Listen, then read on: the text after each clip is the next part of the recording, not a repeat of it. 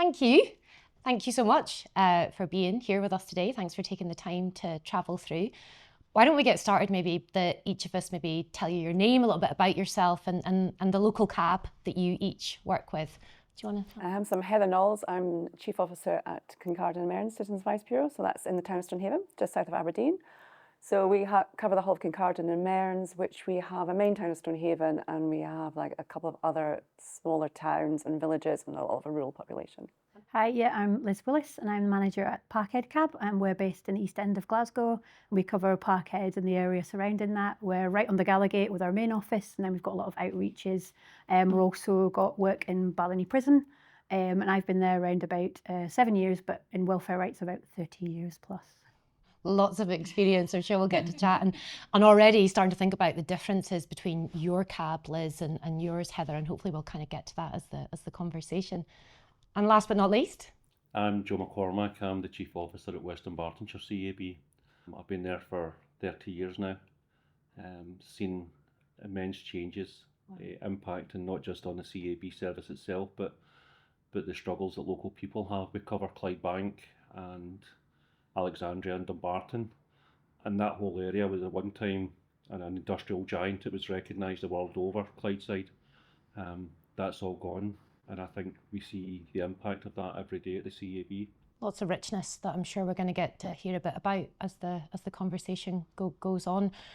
We're having this conversation at a pretty pivotal time, aren't we, Kyle, at the moment? Yeah, thank you, Emma. So approaching next election to the Scottish Government, right round the corner, and we're sat here at Glasgow University Union, and as I was walking up, you see all these debating trophies and world championships and such.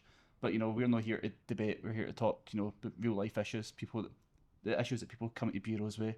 Some of the issues that maybe forgotten by previous Scottish governments. Some of the issues that we maybe want to see the next Scottish government really focus on, and maybe some forgotten populations. Maybe that's groups of people who have been left behind by government, or maybe that's misconceptions about bureau.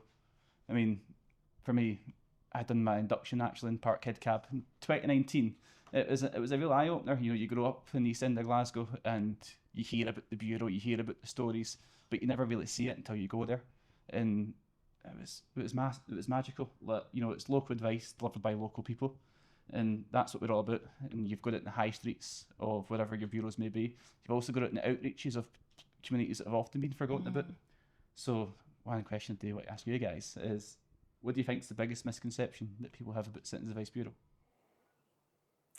I would say the biggest misconception is it's just for your bread and butter benefit advice and people with poverty issues, because we cater for much more than that. We do cater for that, but relationship issues, work issues, people's lives can be just turned on a hairpin straight away, and they're needing advice and needing support, and they never thought they would have to. So I do feel a big part of what we need to do is promote that the CAB's here for life. It's a lifetime raft. It's not just for the big things of you need a benefit claim.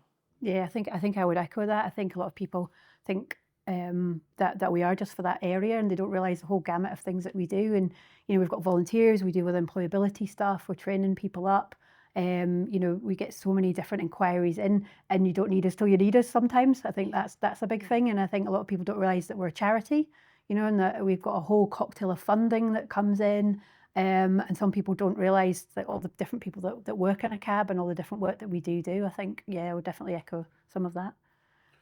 I would agree with both comments. The thing I would add is we're not a service just for your parents and your grandparents. Yeah. We're for everyone. Anyone who comes to the Bureau, we don't discriminate, we don't judge, and we're there for everyone. I don't think a lot of young people understand that, and that can only add to the hardship that some of them, and sometimes the loneliness or the kind of isolation they might feel. So we're there for everybody in the community. We grew from the community. We weren't parachuted in. We grew from the community, and we're there for everyone. And the service is provided by local people for local people. Yeah, I mean, we certainly see that when we look at sort of the national picture. In 24-25, there was nearly 200,000 people supported by Bureau in that year. That's massive. That's a whole range of people as well. And amongst that, one of the sort of biggest issues that we've seen come through the doors in recent times has been single adult households, particularly single adult households of working age represent nearly a third of our overall advice provision in the past year. You you think about safety nets and such, bureaus are often the last line of a safety net for people. It's like you said, that sort of last option for support. But when you're a single adult household, you don't have maybe the reliance or support from a family. You know, how do you see that when people in a single adult household come to a bureau? What's the range of issues that they may be seeing? Well, I cheated because I knew that topic would come up, so I tried to find out more, because just doing a dive into the data. And actually, it's really surprising just how little information is available for single adult households or working couple households. And that's because there's no one fighting their corner. You know, we had a conversation last week around poverty and social exclusion and financial inclusion, and the way it's all been segmented. You know, there's pensioner poverty, there's period poverty, there's food insecurity, there's fuel poverty, child poverty now.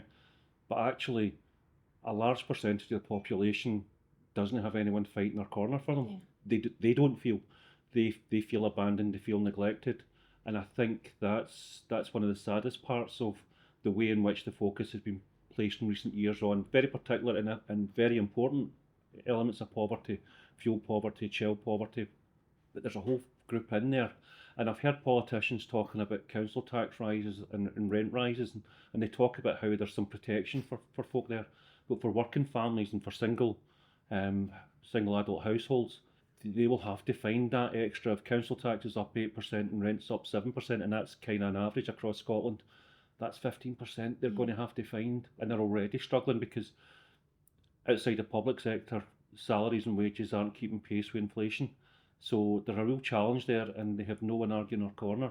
Yeah, I think that's such an important part, Joe, as well as the financial hardship that folks are facing if they're single, that they live by themselves, is loneliness and isolation, and some of the mental health challenges that come from that. I don't know, Liz, Heather, that kind of isolation. I think also stigma, like the shame around it. I think there's a lot of difficulty in asking for help because it's like people are working, they look like they're functioning, but their wages aren't bringing in enough to cover things. And I can think of an example in our bureau of a dad whose relationship broke down. So he has to leave the family home. So he's got a young child and he can't afford to keep two houses going. So he has to go to local authority housing, and he gets put down to the other end of Aberdeenshire, which is very wide. And so he was working, but then because he was moved to local authority housing away from his work, he lost his job, obviously. And he's 2 hours bus ride away from his child and an hour and 15 minutes car ride away from his family. I think also this shows you the need of the Bureau for that holistic person and the many points of contact, because through coming to us, we found out there's council tax debt, there was other debt, mental health challenges that were coming along, and slowly we went getting him into work in that area. So I think we wouldn't maybe necessarily come to us because you would think he's functioning, he's got a job, but then the impact that will have on his child. So the hidden cost of poverty can be quite high. But I suppose I think that just shows how precarious some people's situations are.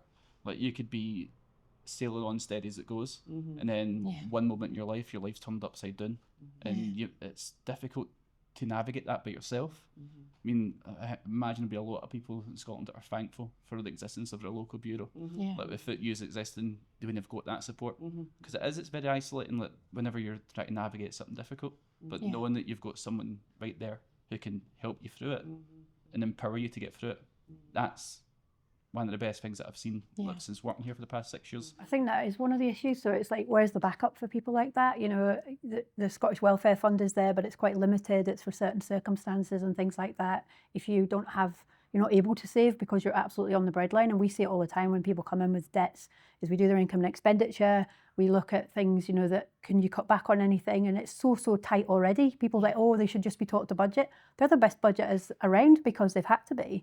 And there's nowhere to go. So maybe that's something that we look at, is where the safeguards for when, something does happen and you need that extra support, and, something breaks in the household or something like that, and you don't have those savings. There are some good schemes out there around white goods and stuff like that people can tap into.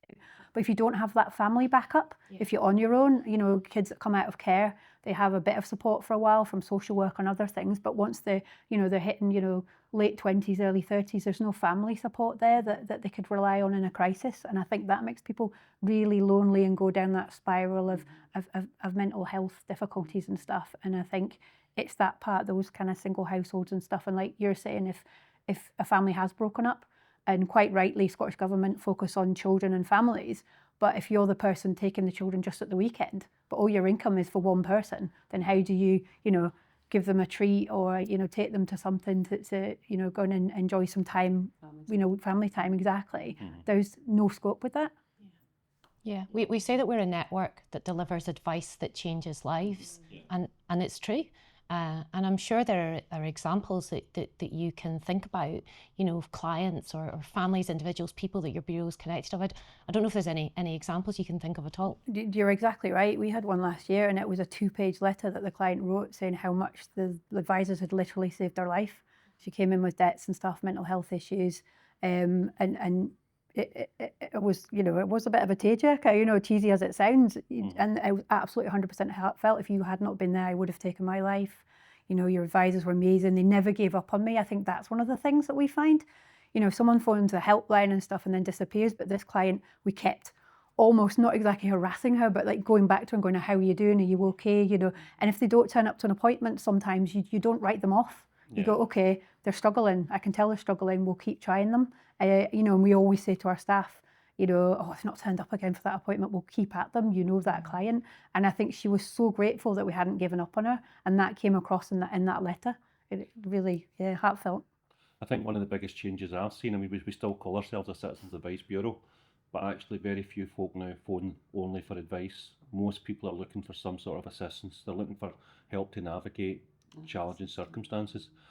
We actually had just recently a testimonial, we've stuck it on our website, and it was from a worker in the local community, a voluntary sector worker, and she was quite honest. She said, my job is to support people, and I had to come to the CAB for help. And what she talked about was it made her realise just how important these services are, because she was an expert in her own field. But you come to the Citizens Advice Bureau and we cover a whole range, and if we don't know the answers, we'll come back to you. Because I always remember Parkhead CAB did some research at the start of lockdown about what was most frustrating for people during lockdown, and it was being promised a callback. And I don't know if you do it, but all our staff and volunteers, it's ingrained. If you promise somebody you'll phone them back, you must phone them back. Even if you're only phoning them at 5 o'clock to say, I've not dealt with this yet, be honest and upfront and make sure they understand exactly where their case is sitting. And I think that's something, again, the volunteers are happy to stay behind and do that, the staff are happy to do that, and I think it's important to someone sitting at home waiting for that phone call. I think when you're in a time of, service reductions from face-to-face public services, or when utilities companies are using like AI callbots, but having an actual human who cares, managing those interactions makes such a difference.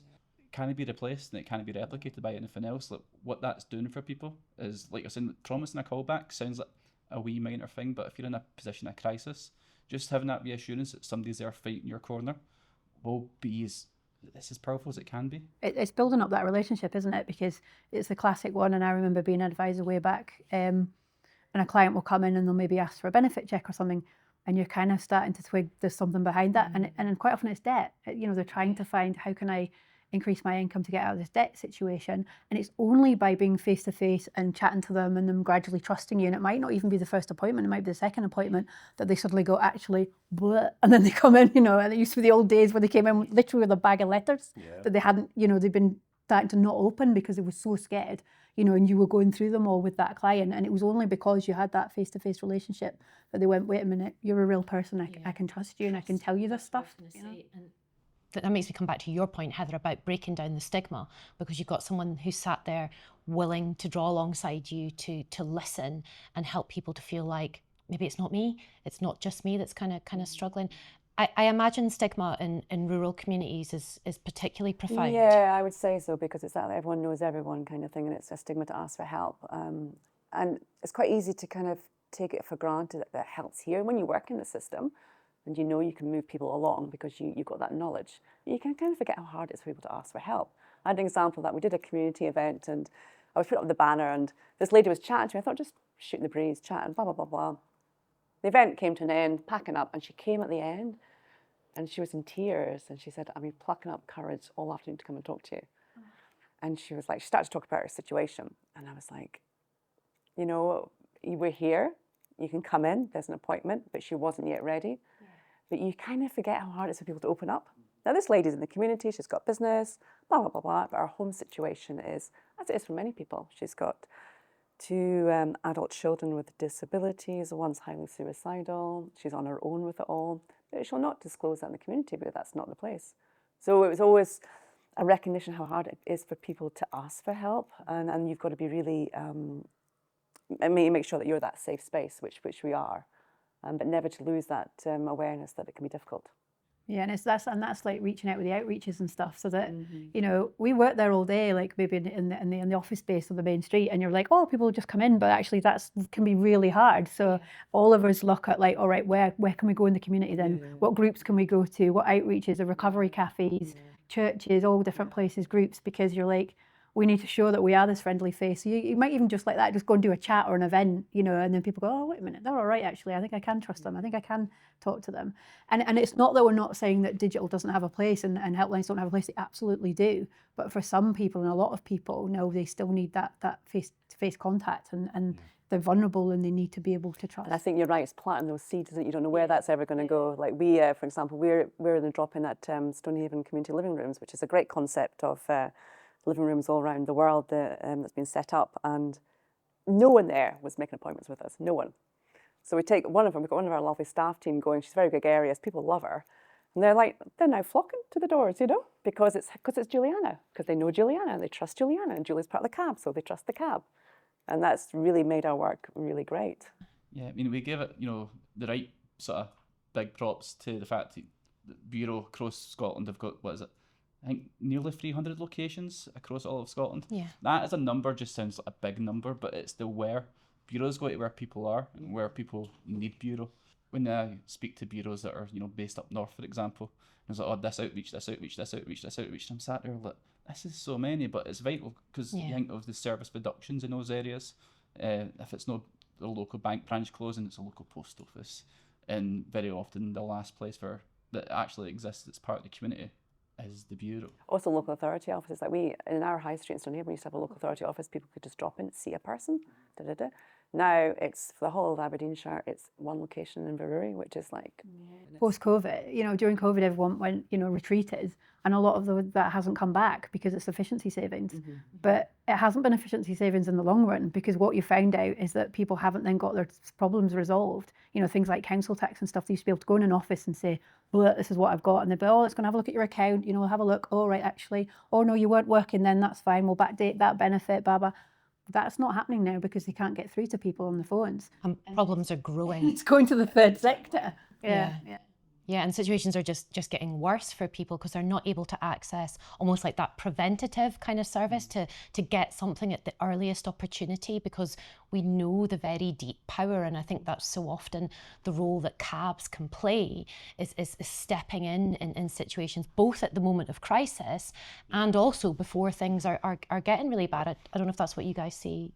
Well, yeah, when I spoke earlier about frontline services, the focus will be on things like caring services, you know, the frontline support services, but actually the access points, what happens is a small problem becomes a big problem because no one can get through.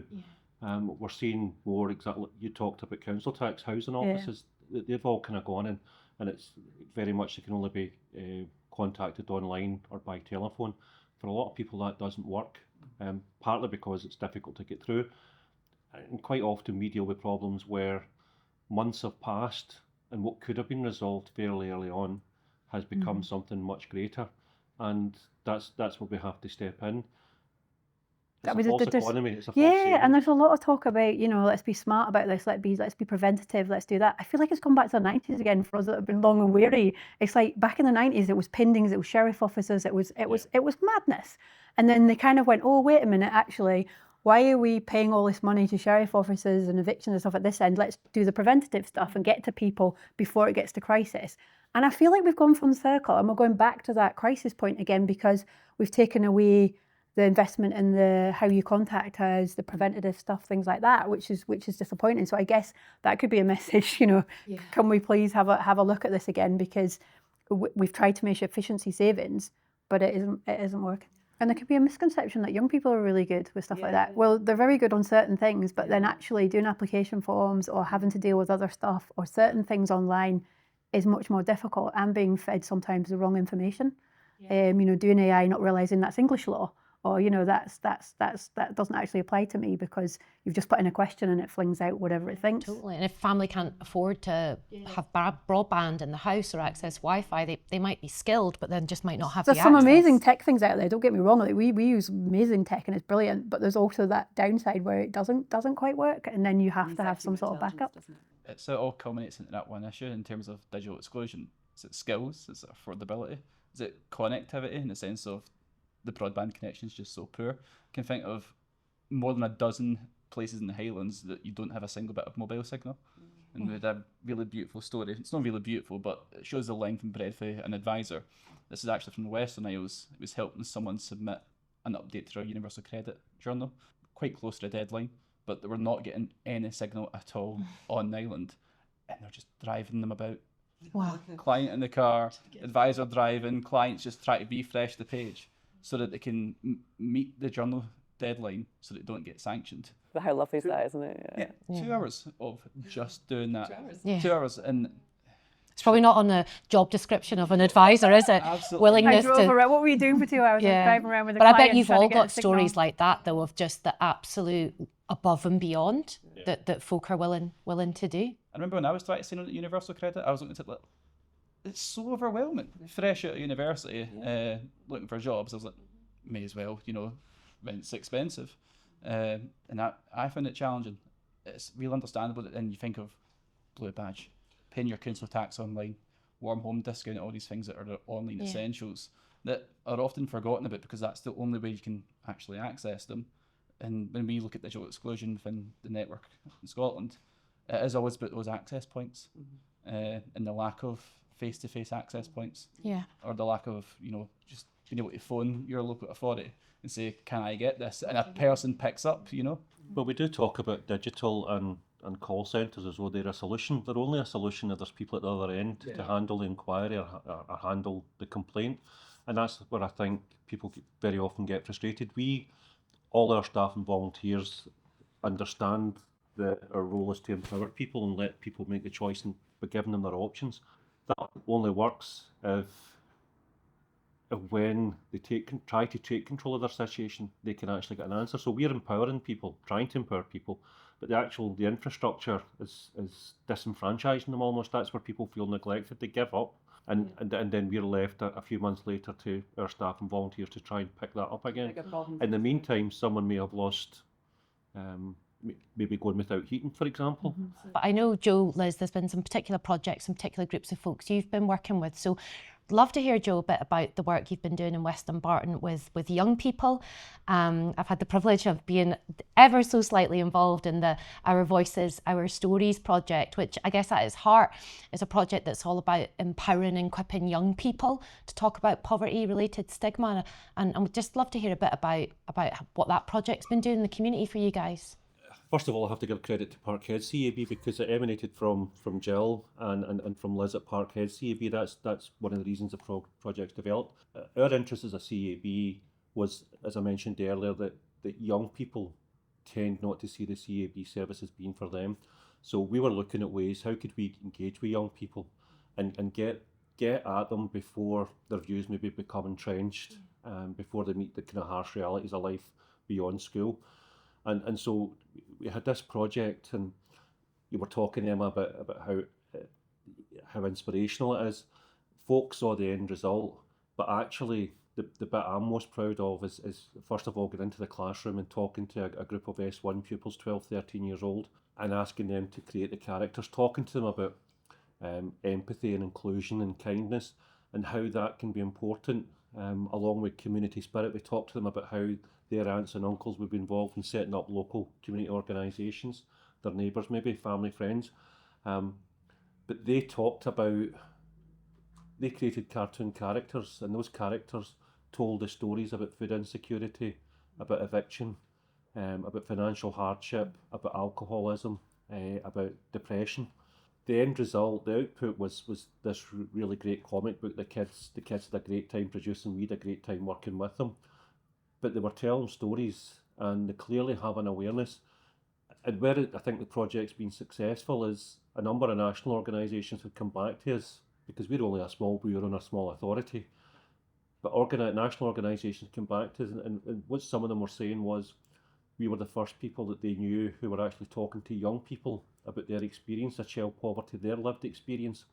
So it's been very successful. I think it has great potential. We have now rolled it out to the first year, no, 16 classes, first year classes in St Peter the Apostles High School. I should mention them because they've been instrumental. It's part of the curriculum, and we're now looking at accreditation, and it's where young people get a chance to articulate what they have seen and heard, and talk about the impact, but also talk about the future, and how they can help to find solutions to some of those problems where people are maybe different, where maybe people are maybe experiencing hunger, or living in cold homes where it has an impact on their health and well-being. I think what's really powerful about that, Joe, is we've heard a lot of brilliant focus about child poverty, family poverty, but we're an organisation, or bureaus or organisations whose whole thing is lived experience. Every day your job is about lived experience when you see issues come through the door, but actually speaking to people where they're at, and kids in their classroom, about their own lived experience. I think for me it sort of shows that he's only just there to support people in our communities. Yeah, there were powerful stories, and I should probably sit here and talk about how much hard work it was, but it was really good because the kids really opened their eyes. They had a lot, young people, I shouldn't call them kids, young people, and they were asking searching questions of us, and one of the things that stuck out was they were saying honestly, we didn't know that's what the CAB was for, which goes right to the heart of why we get involved in it. I think when we talk about stigma, very much in the young people as well, there's problems with the family or issues with the family. They don't necessarily know that because that's all they know, that's their family. Like certain stats, it's like 1 in 10 young people in a classroom is a young carer. And when the young carer service in Aberdeenshire, we came across many cases like this. And there's a young guy, he's a top A student in 5th year, and unbeknown to everyone else, both parents were palliative, only child. Not only from a chance conversation with the guidance. So I think, young people, they can be very self-conscious and very loath maybe to disclose the problems at home, or even aware of the problems at home, because that's all they know. Every time I speak to a bureau, I find that they're shining a light on something new. In 6 years that I've been here, there's been so many brilliant things that have come up for the bureau, like either at this sort of individual local level or at the national level, either a new project or a new sort of programme that they're working through. I was in a Teams call a few years ago when one of my colleagues said, Parkhead are doing this Barlinnie Outreach project. And I was like, really? In the big Barrel? That sounds fantastic. And it's so necessary. So, Liz, I was hoping, if you could tell me a wee bit more about how unique that project is. I guess some people will be like, oh, why are you working in a prison? Why is CAB involved in that? And I think for us, there's people in prison that absolutely should be there and they're a danger to others and whatever, but there's a lot of people that end up in prison through caring background, trauma thing, there, but for, grace of God, we could be there, there's certain circumstances in life that have led them to there.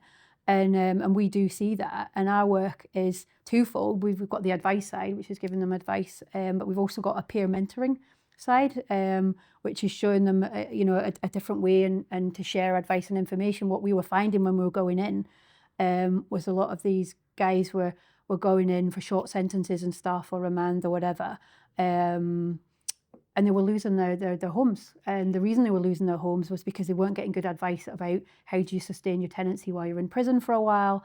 And then they were going and being released and so much more likely to reoffend and cost the whole of society a lot more money, because if you don't have a home to go back to, you're less likely to go back to employment. You're more likely to get caught up in the whole drugs and alcohol scene and all that again, and you're more likely to reoffend. And if you go into temporary accommodation, it can be £400 a week. So what's that? I don't know, about 20 grand, trying to do the maths, 20 grand a year or something like that. And you've lost your tenancy, you've lost your ID.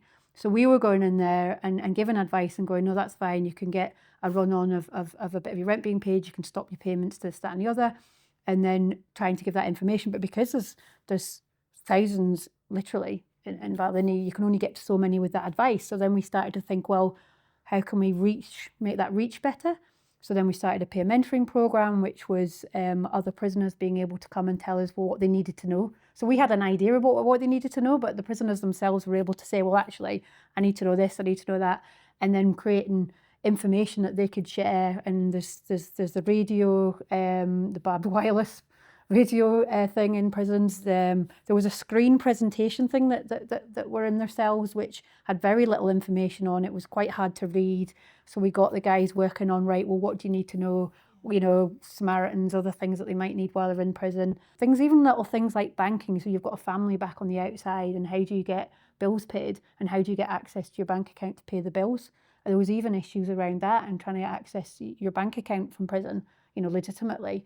And that was leading to more reoffending within the prison, because people were making deals in the prison, you know, with their medication to get money and stuff like that. So it's all that preventative work again, which saves all of us in society on the outside money as well, you know, as well as the guys themselves. So we've been doing a whole load of work around that. You know, I must say that we've got some really good advisors that are so committed to that, and guys that want to rebuild their lives again and give something back and go, right, okay, that's the path I went down, but I don't want to go down that path on my release. I want to change it for my family, for everyone, for the better. So we've seen some really amazing stories through that as well. I think it's two completely different projects, but two completely brilliant examples of meeting the needs of local communities. And I think that's such a strength of the network, isn't it? That we have local CABs all over Scotland who are aligned and the same in many ways, but are also completely unique and different in many ways. And you're prioritising what it is that your community needs. For me, it's all connected. You know, some of those kids, you know, they might have a father in Barlinnie or something like that. You know, we're all connected to each other, even though we don't realise it. And I think for us working in this area, it's like trying to be there for everyone when you need it the most, you know. It's like a middle of a maze. When you find yourself in the middle of a maze, we had a good example of that this year of someone who never ever would think that their feet would walk through a cab. But circumstances came, massive legal bills, huge litigation, 3 young children came through the door needing food parcels at Christmas. Now this person would have never presumed 6 months previous that they would be through there. And fantastic that we were there and we're supporting, but like it's the life raft, isn't it? So it's there for the whole journey of life. Yeah, I mean, bureaus are really powerful elements of communities where they're at. I suppose what we've been trying to get at with these examples is that sort of unique nature of bureau. Yeah. No one can do it. You used to actually going to ask Heather for one last sort of example in that element. Again, bureaus are powerful in their own right, but they're also, don't know how to say this in a human term, but so socially warm. Like in terms of the volunteers and the community, I've heard through the grapevine that you have a wee digital hub within Kincardine and Mearns that is that sort of marriage of, you know, advice and service provision, but also a lovely community space. Oh, that's nice to hear. No, and that is my wish for it, because in a day and age where there's like demand cessation, doors being shut, you know, and want to open up. So often people come through the door who are not for that session, but we can book them in, they meet an advisor, they start to have that connection with the bureau, some that we can process there. And I'm always heartened by the people we have on the team. I mean, on the volunteer team, we have people who used to be lawyers, social workers, head teachers, people just out of school with no work experience. And I just love that connectivity, because you can have someone who's just out of school, no work experience, maybe low confidence, sitting next to someone who used to run engineering firms, used to do this, used to do that. And they're all just in the same office sharing the passion, and how much you would get as a young person just being around that.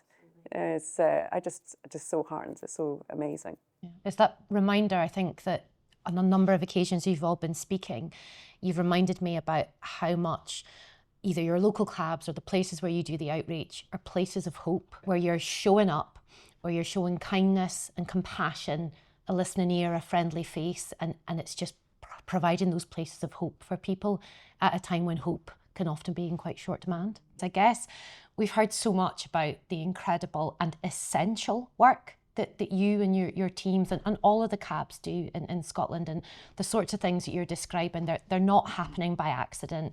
They're happening because you are faithfully and diligently doing this work, serving your local communities with the resources that you have. What do you need to be able to continue this work? What's needed right now? I would say sustainable funding.